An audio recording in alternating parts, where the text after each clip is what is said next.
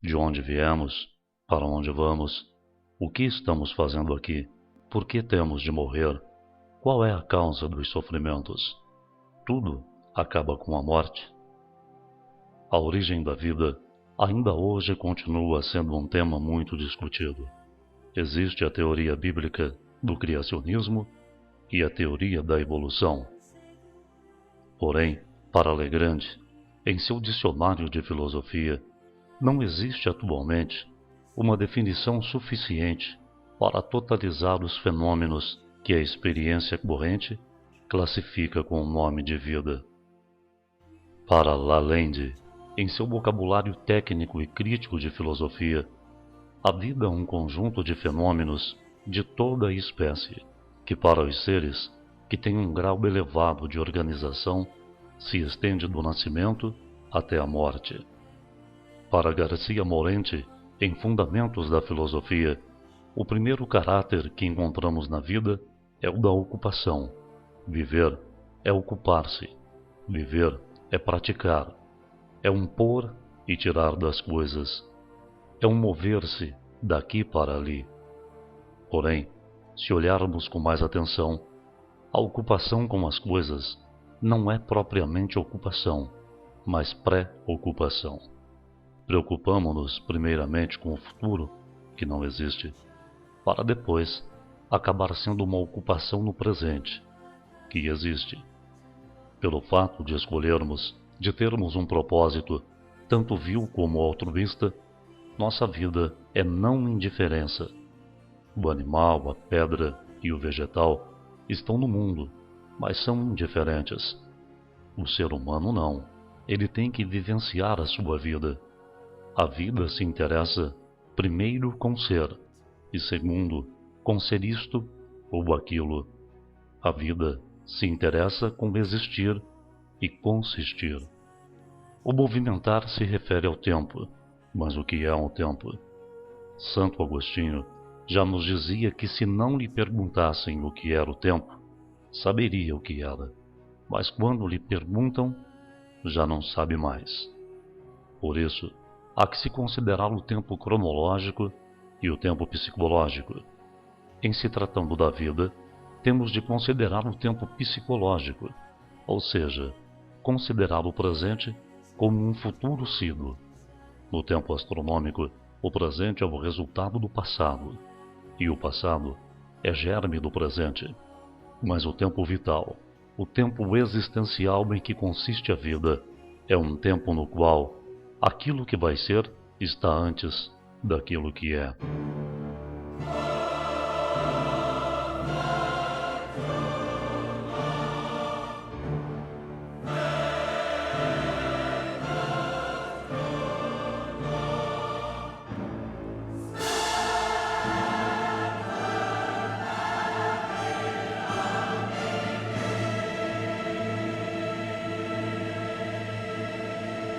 Com relação à morte, palavra derivada do latim mortem, é a cessação da vida e manifesta-se pela extinção das atividades vitais, tais como o crescimento, assimilação e reprodução no domínio vegetativo, apetites sensoriais no domínio sensitivo.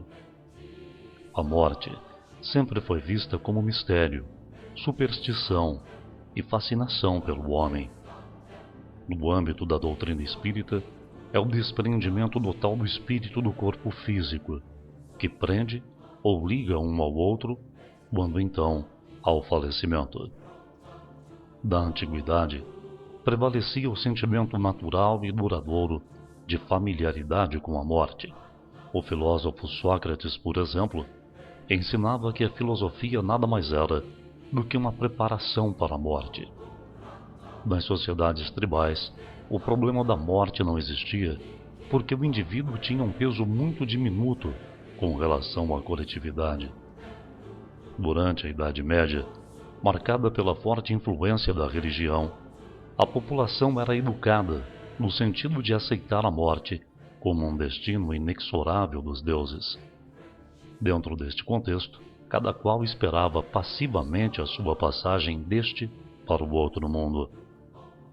Além disso, esse período caracterizava-se também pelo sentimento de respeito ao morto, inclusive com as cerimônias religiosas, como as observâncias do tempo de luto e as visitas aos cemitérios. Na Idade Moderna, depois da Revolução Industrial e com o desenvolvimento do consumo, depois de morto, o defunto é encaminhado ao necrotério, onde se faz o velório. Para as crianças, dizia-se que teve um sono duradouro e agora está descansando nos jardins do Éden. O Dr. Frank Mahoney, professor de antropologia da Universidade do Havaí, mostrou a diferença entre a cultura americana e a cultura da sociedade micronésia e dos turqueses. Os americanos negam a morte e o envelhecimento. Para os habitantes das ilhas Truk no Pacífico, a vida termina aos 40 anos de idade e a partir daí começa a morte.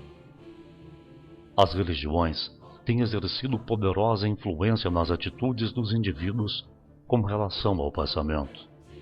No catolicismo, existe a imagem do fogo eterno.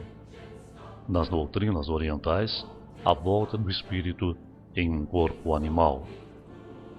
Os pensadores da humanidade desenvolveram ao longo do tempo 3 concepções de mundo: o materialista, o idealista e a concepção religiosa.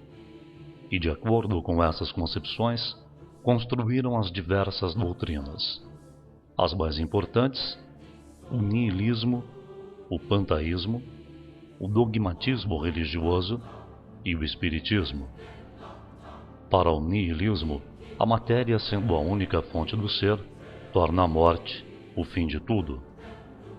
Para o panteísmo, o espírito, ao encarnar, é extraído do todo universal, individualiza-se em cada ser durante a vida e volta, por efeito da morte, à massa comum. Para o dogmatismo religioso, a alma, independente da matéria, é criada por ocasião do nascimento do ser, sobrevive e conserva a individualidade após a morte. A sua sorte já está determinada. Os que morreram em pecado irão para o fogo eterno, e os justos para o céu, para as delícias do paraíso. Para o espiritismo, o espírito independe da matéria. Ele foi criado simples e ignorante. Todos partiram do mesmo ponto, sujeitos à lei do progresso. Aqueles que praticam o bem evoluem mais rapidamente e fazem parte da legião dos anjos, dos arcanjos e dos querubins. Os que praticam o mal recebem novas oportunidades de melhoria através das inúmeras encarnações. Portanto, neste contexto, independente da sua crença, não sejamos como espectadores de vitrine.